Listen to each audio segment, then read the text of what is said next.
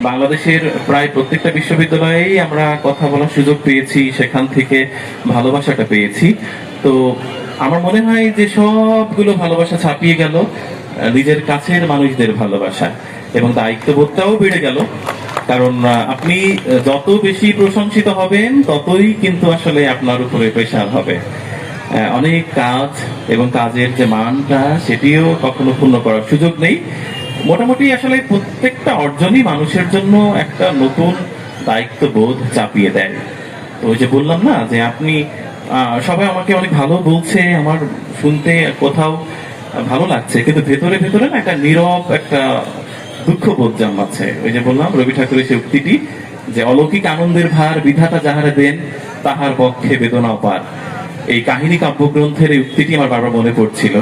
তো সেই জায়গা থেকে আসলে আমার বারবার মনে হচ্ছিল যে এতটার যোগ্য আমি নই, যতটুকু ভালোবাসা আপনারা দিচ্ছেন আমি কৃতজ্ঞ, একেবারেই কৃতজ্ঞ। আমি জানি না যে আসলে কিভাবে এই কৃতজ্ঞতা পরিশোধযোগ্য।